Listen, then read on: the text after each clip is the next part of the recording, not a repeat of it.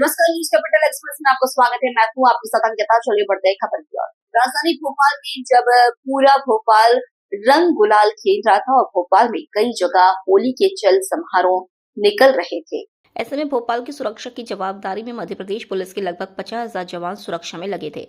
इधर बुधवार के बाद गुरुवार को भोपाल पुलिस ने भी पुलिस ग्राउंड नेहरू नगर में जमकर होली खेली और पुलिस के सभी वरिष्ठ अधिकारियों ने एक दूसरे को गुलाल रंग लगाया और जमकर डीजे पर थिरके। होली का त्योहार शांतिपूर्वक संपन्न होने पर पुलिस अधिकारियों ने जनता का आभार व्यक्त किया। 3 दिन की ड्यूटी के बाद आज पुलिस कर्मियों को मौका मिला है कि वो भी अपना त्योहार मनाए। मैं भोपाल के लोगों को धन्यवाद देती हूँ कि होली का त्योहार शांतिपूर्वक संपन्न हुआ। आज पुलिस कर्मियों को मौका मिला है कि वे अपने सहकर्मियों, मित्रों, परिवार के साथ त्योहार का आनंद लें और तनाव मुक्त रहें। सभी को बहुत बहुत होली की शुभकामनाएं। केंद्रीय कृषि एवं ग्रामीण विकास मंत्री शिवराज सिंह चौहान का आज जन्म दिवस है। आज सुबह पूर्व मुख्यमंत्री शिवराज सिंह चौहान ने पूरे परिवार के साथ स्मार्ट सिटी पहुंचकर वहां पर पौधरोपण किया। उसके बाद उनके निवास मामा के घर पर बड़ी संख्या में लोग उनके निवास पर उन्हें जन्मदिवस की शुभकामनाएं दी। केंद्रीय मंत्री शिवराज सिंह चौहान ने कहा, आज मेरा जन्मदिन है। इसे लेकर उन्होंने कहा कि जन्मदिन का मतलब जीवन का 1 साल और कम हो गया। अब यह देखना है कि बचे हुए समय में हम कैसे लोगों का भला कर सकते हैं। सभी से प्रेम करना चाहिए और प्रेम के प्रकटीकरण का सबसे अच्छा तरीका है कि लोगों का भला करो। इसलिए मैंने पहले ही अपने विभाग में शक्ति से किसी भी तरीके के हार, फूल, मालाओं की परंपरा को बंद कर दिया है और हमने सोचा है कि सेवा के माध्यम से अपने संसदीय क्षेत्र में काम करेंगे। आज मैंने अपने दिव्यांग भाई बहनों को, जो कि पहले से ही जीवन में कष्ट में रहते हैं, उन्हें एक बैटरी वाली ट्राईसाइकिल भेंट की है, जिससे उनके जीवन में कुछ काम आसान हो जाए और वह चाहें तो अपना कुछ स्वरोजगार भी कर सकते हैं। इसके अलावा उन्होंने कहा कि हमने तय किया है कि हम हमारे संसदीय क्षेत्र में एक चलित वाहन के द्वारा स्वास्थ्य सेवाएं लोगों को आसानी से उपलब्ध कराने की कोशिश करेंगे। उसमें डॉक्टर और अन्य स्टाफ भी मौजूद रहेगा और शासन की मदद से उसमें दवाओं की भी व्यवस्था रहेगी, जिससे लोगों को आसानी से इमरजेंसी में स्वास्थ्य सेवाएं उपलब्ध हो सकें। इसके अलावा हमने यह तय किया है कि हमारे संसदीय क्षेत्र में एक निःशुल्क और उच्च स्तरीय कोचिंग का संचालन किया जाएगा। जो बच्चे पैसों के अभाव में अच्छी कोचिंग में नहीं पढ़ पाते, उन्हें अच्छी कोचिंग उपलब्ध कराने की कोशिश की जाएगी। हमने तय किया है कि आप धीरे धीरे अधिक से अधिक लोगों की सेवा करके हम लगातार लोगों के जीवन को आसान बनाने का प्रयास करेंगे। शिवराज सिंह चौहान ने कहा कि मेरे जन्मदिन को आप लोग बोर्डिंग पोस्टर लगाने की जगह एक वृक्ष लगाकर उसकी फोटो अपलोड कर दें। मेरे लिए सबसे बड़ी भेंट यही होगी। युद्ध के दौरान विदेश में फंसे हुए लोगों को लेकर कहा कि सरकार लगातार उनके संपर्क में है और उन्हें जल्द से जल्द सुरक्षित भारत लाने की तैयारी की जा रही है। देखिए, जन्मदिन आनंद और उत्सव के साथ मनाते हैं, प्रसन्नता के साथ मनाते हैं सब। लेकिन मैं जन्मदिन के साथ जब सोचता हूं तो एक विचार मन में आता है कि जिंदगी का 1 साल और कम हो गया और मन में एक संकल्प पैदा होता है कि जो बची हुई जिंदगी है उसका कैसे अपन सार्थक उपयोग करें और बेहतर उपयोग करें। मैं अंतरात्मा में मेरे ये भाव प्रबलतर और हो रहा है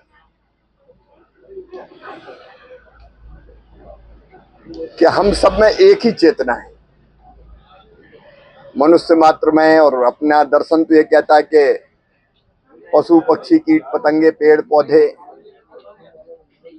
और जब सब में एक ही चेतना है तो सब उसी के अंश हैं।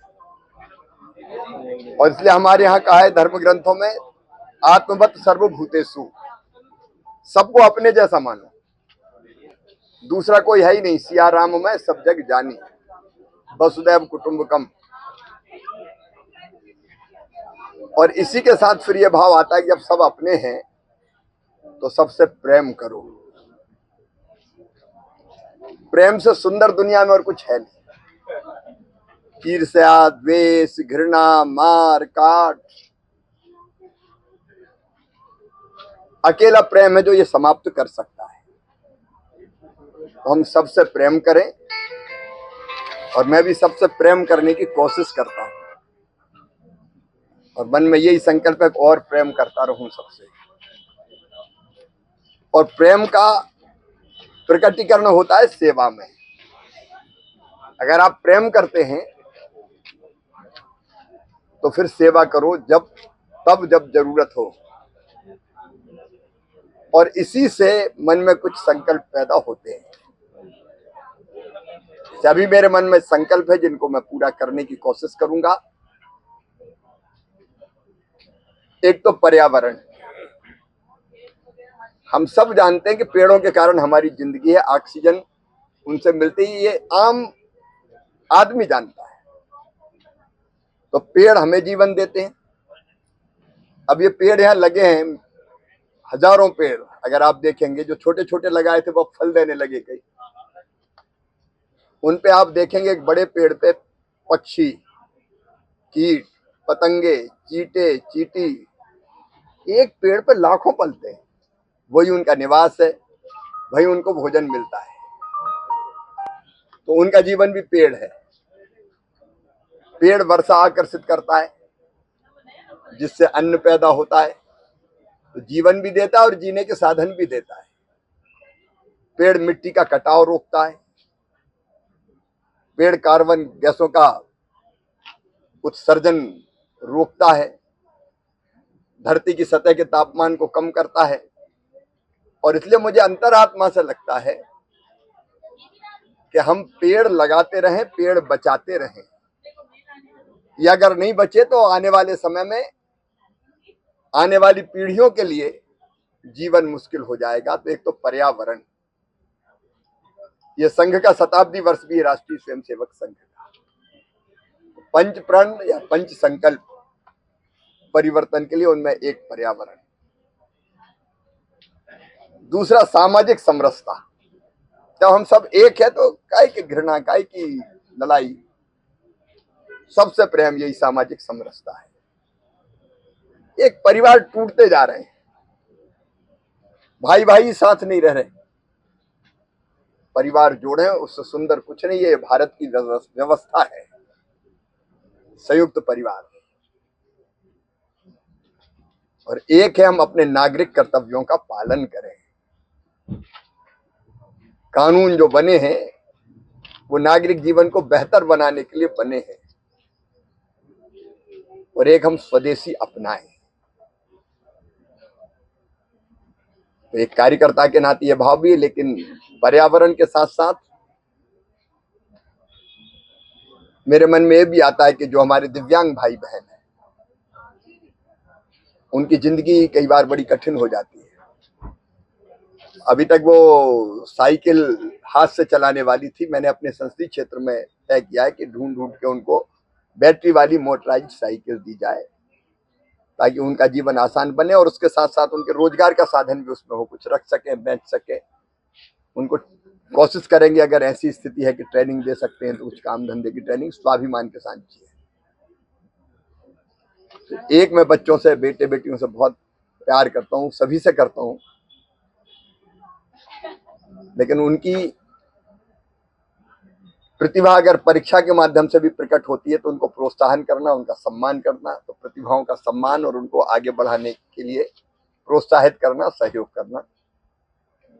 एक प्रतिस्पर्धी परीक्षा के लिए कई बच्चे मेरे पास आए, उसमें से यह भाव पैदा हुआ कि कोचिंग क्लास की फीस बहुत ज्यादा है और वो फीस हम भर नहीं पाते।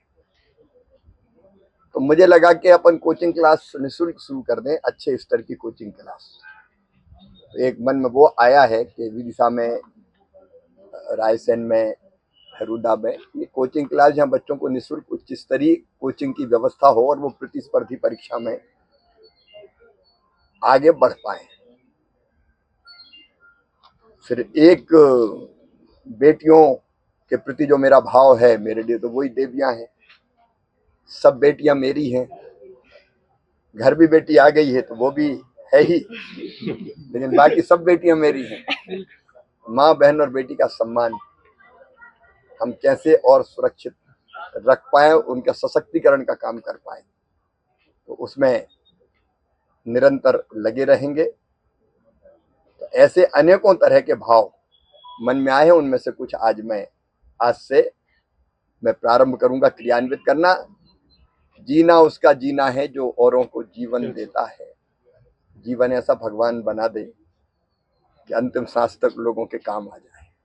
आप सबको सर, बहुत ये बहुत धन्यवाद। मेडिकल कभी कहा था कृषक कल्याण के नाम पर झूठ, आप प्रवक्ता रमाकांत पटेल का प्रदेश की भाजपा सरकार पर हमला। जुमलेबाज, झूठ बोलने वाली, छलने वाली, आम जनता के टैक्स के पैसे को अपने प्रचार में उड़ाने वाली सरकार है।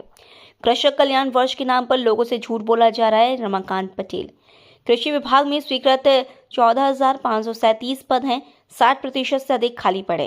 कैसे होगा कृषक कल्याण? रमाकांत पटेल, अधिकारियों के 182 में से 113 पद खाली हैं। कैसे होगा कृषक कल्याण? रमाकांत पटेल, सरकार ने पिछले वर्ष मक्के की फसल लगाने की अपील की, अब दाम नहीं दे रही है। रमाकांत पटेल, 2400 रुपये MSP और खरीद 1100 में, क्या ऐसे कृषक कल्याण होगा? रमाकांत पटेल, जुमलेबाज सरकार है, झूठ बोलने वाली सरकार है, छलने वाली सरकार है और आम जनता का खून पसीने का टैक्स का पैसा अपने उड़न खटोले में उड़ाने वाली सरकार है। कृषक कल्याण वर्ष के नाम पे लोगों से झूठ बोला जा रहा है। मध्य प्रदेश में 14,537 स्वीकृत पद हैं कृषि विभाग में, 60% से ज्यादा खाली पड़े हैं। कैसे होगा कृषक कल्याण? 182 अधिकारियों के पद हैं, 113 खाली पड़े हैं। कहते हैं कि कृषक कल्याण वर्ष मनाएंगे, प्रचार कर रहे हैं। पिछले साल मक्का की फसल लगवा दिया सरकार ने, कहा कि मक्के के अच्छे दाम मिलेंगे। 2400 रुपये MSP तय हुआ, 1100 में किसानों से खरीदा जा रहा है। किसान को 1100 में बेचने के लिए मजबूर किया जा रहा है। ऐसे कृषक कल्याण होगा? जबलपुर में महज 20 रुपए के लेन देन के चक्कर में एक युवक ने अपने ही रिश्तेदार को चाकू मारकर घायल कर दिया। यह वारदात गढ़ा थाना अंतर्गत गुलुआ चौक पर सुबह सुबह हुई, जब लकी केवट ने अपने रिश्तेदार प्रवीण केवट से 20 रुपए वापस मांगे। लकी को देखते ही प्रवीण जाने लगे, जिसे लकी ने दौड़कर रोका और पैसे मांगे। जब प्रवीण ने बाद में पैसे देने की बात कही तो लकी और प्रवीण में बहस हो गई। इसी बीच लकी ने चाकू निकालकर प्रवीण पर हमला कर दिया। वारदात को अंजाम देने के बाद लकी फरार हो गया। वारदात की जानकारी मिलती गढ़ा थाना पुलिस, मदन महल थाना पुलिस और संजीवनी नगर थाना पुलिस का स्टाफ मौके पर पहुंचा, लेकिन तीनों थानों की पुलिस थाना सीमा के विवाद में उलझ ही रही और करीब आधे घंटे तक पुलिस ने ना तो घायल को अस्पताल पहुंचाया और ना ही कोई कार्रवाई की।